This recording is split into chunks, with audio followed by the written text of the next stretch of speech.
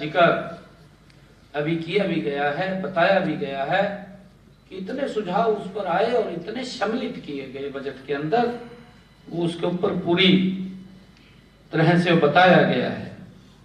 साथियों, यह प्लेटफॉर्म जब एआई आधारित बजट ये आज फीडबैक पोर्टल इसका शुरू हो रहा है, तो यह प्लेटफॉर्म हमारी पारदर्शिता, नागरिक सहभागिता तथा सहभागी शासन की ये प्रतिबद्धता का ये प्रतीक है। साथियों, इस पोर्टल के माध्यम से नागरिक, हमारे विशेषज्ञ और हमारे स्टॉक होल्डर्स सीधे सरकार से जुड़ सकेंगे और अपने सुझाव दे सकेंगे, उनके बहुमूल्य सुझाव, क्योंकि जब आते हैं तो उसमें और लोगों के जीवन को सरल करने के बहुत सारे योजनाएं बनती हैं। साथियों, हमने व्यवहारिक सुझाव साझा हम कर सकेंगे और बजट निर्माण की प्रक्रिया को अधिक खुला, निरंतर और संवाद से परिपूर्ण हम बना सकेंगे। साथियों, इसी को ध्यान में रखते हुए हरियाणा विजन डॉक्यूमेंट 2047 ये 6 थीम के ऊपर ये तैयार किया गया है और ये सभी जो 6 थीम्स हैं मिलकर के प्रदेश के एक समेकित रोड मैप ये प्रस्तुत करती है। साथियों, जैसा एक एक थीम के बारे में बताया भी गया है और उसके बारे में हमने प्रेजेंटेशन भी देखी है, मुझे बताते हुए खुशी भी है कि जो हमारी पहली थीम है उसमें वित्त और सुरक्षा से वो जुड़ा हुआ वो हमारी थीम थी और इसका मूल मंत्र विश्वास और सुरक्षा के साथ विकास भी जुड़ा है। साथियों, हम सब जानते हैं कि हरियाणा ने मजबूत आर्थिक प्रदर्शन, बेहतर वित्तीय प्रबंधन और सशक्त जीएसटी संग्रह और डिजिटल गवर्नेंस के माध्यम से एक ठोस आधार तैयार किया है और इसके साथ ही हमें महिला सुरक्षा, साइबर अपराध और सार्वजनिक विश्वास को और मजबूत करने की भी जरूरत है। साथियों, 2047 तक कर जीएसडीपी अनुपात को 15% ले जाने, प्रति व्यक्ति आय 39,74,000 रुपए तक पहुंचाना और अपराध दरों में ऐतिहासिक कमी लाना, ये हमारे स्पष्ट लक्ष्य वो इसमें है। साथियों, इसी प्रकार जो दूसरी थीम जो हमारा स्तंभ है दूसरा, उसमें शिक्षा है, कौशल और रोजगार क्षमता से ये जुड़ा हुआ हमारा स्तंभ है। साथियों, प्रतिभा हरियाणा की सबसे बड़ी संपत्ति है, ये हम सब जानते हैं। यदि हमें $1 ट्रिलियन से अधिक की अर्थव्यवस्था खड़ी करनी है तो मानव संसाधन हमारा सबसे मजबूत इंजन होगा, ये हम सब जानते हैं। साथियों, मजबूत शैक्षणिक ढांचा, डिजिटल पहुंच और एमएसएमई इकोसिस्टम के बावजूद हमें सीखने के परिणाम, महिला श्रम, भागीदारी और रोजगार क्षमता को हमें सुधार करना होगा। साथियों, हमारा लक्ष्य है कि वर्ष 2047 तक सीखने के परिणाम सार्वभौमिक करना, महिला साक्षरता 100% करना रोजगार क्षमता 95% तक पहुंचाना और श्रम भागीदारी 45% तक लेकर जाना हमारा उद्देश्य। ऐसे युवाओं को भी तैयार करना है जो केवल नौकरी चाहने वाले नहीं बल्कि नौकरी देने वाले बने, ये हमारा लक्ष्य है। साथियों, इसी प्रकार जो हमारा तीसरा स्तंभ है, वो तीसरा स्तंभ स्वास्थ्य और पोषण से ये जुड़ा हुआ हमारा तीसरा स्तंभ है। हम हमेशा ये कहता हूं कि स्वस्थ परिवार ही सशक्त हरियाणा की नींव होता है। व्यक्ति अगर स्वस्थ होगा, गति से काम करेगा, तो विकसित भारत मजबूती से आगे बढ़ेगा, विकसित हरियाणा गति से आगे बढ़ेगा। और साथियों, मजबूत स्वस्थ अवसंरचना, उच्च संस्थागत परवश दर और डिजिटल हेल्थ प्रणालियों और चिरायु आयुष्मान भारत से जुड़ी योजनाएं हमारी उपलब्धि है। इसके बारे में बताया भी गया है कि हमारे चाहे डिस्ट्रिक्ट के हॉस्पिटल से हमने आम व्यक्ति को, अभी पिछले बजट के अंदर हमने इस बात की चर्चा किया था। हमने कहा था कि हम जो किडनी का पेशेंट है और गरीब व्यक्ति जिसको हर महीने अगर एक बार डायलिसिस कराने के लिए वो जाता था तो उसको 25 से 30 हजार रुपया एक डायलिसिस का लगता था, और अगर उसको 2 डायलिसिस या 3 डायलिसिस एक महीने में कराने पड़ते थे तो उस व्यक्ति का लाखों रुपए का खर्चा आता। व्यक्ति बीमारी के कारण गरीबी रेखा के नीचे चला जाता था और उसके सामने, परिवार के सामने एक बड़ी समस्या खड़ी हो जाती थी जिसको वह नहीं होकर पाता था। कई बार तो पैसे के अभाव के कारण व्यक्ति चला जाता था, परंतु हमने बजट में कहा था कि हम इसको अपने हरियाणा के जो सरकारी हॉस्पिटल्स हैं, हमारे मेडिकल कॉलेज हैं, हमारी जो मेडिकल यूनिवर्सिटीज हैं, उन सब के अंदर इसको फ्री करेंगे, किसी का कोई पैसा नहीं लगेगा।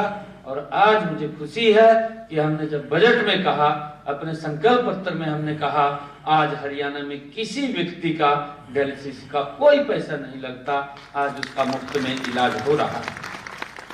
साथियों, ये हमारी जो सरकार की उपलब्धियां हैं, आने वाले समय के अंदर और गति से सुविधाएं जन तक पहुंचे, हमारा हरियाणा ये विकसित हरियाणा हो, ये आगे गति से, जैसा मैंने शुरू में कहा कि आदरणीय प्रधानमंत्री जी ने जो इस बात का जिक्र किया है कि हरियाणा देश का ग्रोथ इंजन होगा, तो उसमें हम सब की बड़ी भूमिका होगी। साथियों, वर्ष 2047 तक जीवन प्रत्याशा में उल्लेखनीय वृद्धि और मातृ और शिशु मृत्यु दर में ऐतिहासिक कमी, ये हमारा एक लक्ष्य है। बच्चों में कुपोषण को खत्म करना और पूर्ण टीकाकरण हमारा संकल्प है। यह स्वास्थ्य पर खर्च नहीं बल्कि मानव विकास पर यह निवेश है। साथियों, हमारा जो चौथा स्तंभ है वो एग्रीकल्चर है, फूड का है और पर्यावरण का है, उससे जुड़ा हुआ ये विषय है। क्योंकि हमें जो फूड है वो भी ऑर्गेनिक मिले। आजकल हम देखते हैं, जिसका जिक्र भी किया है, कितनी ज्यादा संख्या के अंदर पेस्टिसाइड, खाद का इस्तेमाल, हम इसके ऊपर काम कर रहे हैं। लगभग 1 लाख एकड़ भूमि के ऊपर प्राकृतिक खेती का हमने लक्ष्य रखा और पिछले बजट के अंदर हमारे किसान इसके साथ जुड़ भी रहे हैं।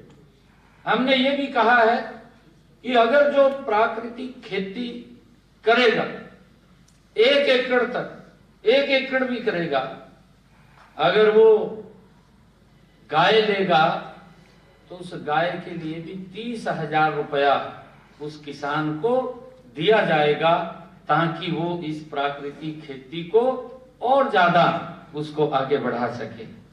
साथियों, हमें भारत की फूड बास्केट होने पर भी गर्व है। साथियों, जिसका जिक्र भी किया है कि हमारा हरियाणा प्रदेश के अंदर, ये हरियाणा ये कृषि प्रधान प्रदेश, आप देख रहे हैं कि देश के और दुनिया के अंदर भी यहाँ से बहुत ज्यादा एक्सपोर्ट भी होता है, चावल भी होता है। ये एक फूड बास्केट के रूप में हरियाणा को जाना जाता है, जिसके ऊपर हमें गर्व है। साथियों, लेकिन भविष्य को ध्यान में रखते हुए हमने जल कुशल, जलवायु स्मार्ट और मूल्य संवर्धन आधारित ये कृषि भी हमारे लिए जरूरी है। साथियों, 2047 तक प्राकृतिक खेती का विस्तार, फसल विविधीकरण, वन क्षेत्र में वृद्धि और पराली जलाने जैसी, हमने हरियाणा के अंदर इसके ऊपर भी बड़ी गति से काम किया है। और हम किसान को भी इसके ऊपर इंसेंटिव दे रहे हैं कि अगर वो पराली नहीं जलाता तो अब हमने बजट के अंदर उसका प्रावधान किया था कि हम उसको 1200 रुपया पराली ना जलाने के प्रति एकड़ के हिसाब से उसको देने का काम कर रहे हैं। साथियों, यह किसान की समृद्धि और पर्यावरणीय जिम्मेवारी को एक साथ आगे बढ़ाने का हमारा संकल्प है। साथियों, हमारा जो 5वां पिलर से है वो बुनियादी ढांचा, उस से ये जुड़ा हुआ है। हमारा बुनियादी ढांचा ये मजबूत हो और मजबूत सड़कें हो, जिसका जिक्र किया, लॉजिस्टिक हब हो, और हमारा नेटवर्क ऊर्जा दक्षता में हो। आज आप देख भी रहे हैं पिछले 11 वर्षों के अंदर हरियाणा के अंदर 6,500 हमारी पंचायतें हैं और लगभग हमने 6,000 हरियाणा प्रदेश के गांव में एक योजना बनी, हमारा गांव जगमग गांव, और उस योजना के तहत 6,000 गांव में आज 24 घंटे बिजली देने का काम ये हमारी सरकार कर रही है।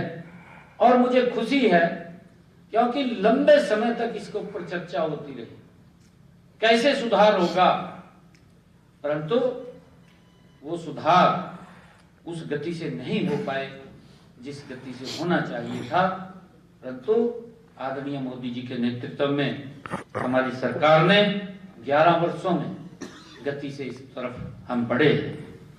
और साथियों, इसी कड़ी के अंदर नवीकरणीय ऊर्जा, जो हमारी सौर ऊर्जा है, आदरणीय प्रधानमंत्री जी ने उसका एक टारगेट लिया है और उसका इंटरनेशनल सोलर अलायंस जो सेक्रेटरीट है वो यही गुरुग्राम में है, पूरे वर्ल्ड का वो गुरुग्राम में है। और भारत के अंदर सोलर से बहुत ज्यादा संभावनाएं हमारे सामने हैं। हमने हरियाणा के अंदर भी उसका एक टारगेट लिया है ताकि ग्रीन एनर्जी और सस्ती एनर्जी हमें मिले, और उसके तहत उस टारगेट को अचीव करने के लिए हर घर के ऊपर भी योजनाबद्ध तरीके से ये सोलर लगे। और अभी प्रधानमंत्री जी ने पिछले दिनों एक योजना लॉन्च की कि पीएम जो हर घर मुफ्त बिजली योजना, उसके तहत हमने लगातार जो ऐसे परिवार हैं जिन परिवारों की इनकम 1,80,000 रुपए से कम है और जिन परिवारों का 2 किलोवाट का कनेक्शन है, ऐसे परिवारों की छत के ऊपर 2 किलोवाट का सोलर पैनल लगाने का हम काम कर रहे हैं। और जब से ये योजना आई है, हमने हरियाणा के अंदर लगभग 45,000 घरों की छत के ऊपर ये 2 किलोवाट का सोलर पैनल लगाने का काम किया है। और इसको हम गति से टारगेट को आगे बढ़ा रहे हैं ताकि ये ग्रीन एनर्जी इसके अंदर बड़ा लाभ आम व्यक्ति को मिले। साथियों, इसी तरह डिजिटल कनेक्टिविटी, हरियाणा की प्रतिस्पर्धात्मक क्षमता को वैश्विक स्तर पर हम स्थापित करें, ऐसा इसके ऊपर गति से काम कर रहे हैं। 2047 तक जो नवीकरणीय ऊर्जा की हिस्सेदारी वो 70% हो, बिजली वितरण हानियों में जो बड़ी कमी करना, कार्बन तीव्रता में गिरावट लाना और विनिर्माण में एआई का व्यापक उपयोग हरियाणा को भविष्य के लिए तैयार करना, ये हमारे इस 5वें स्तंभ के अंदर है।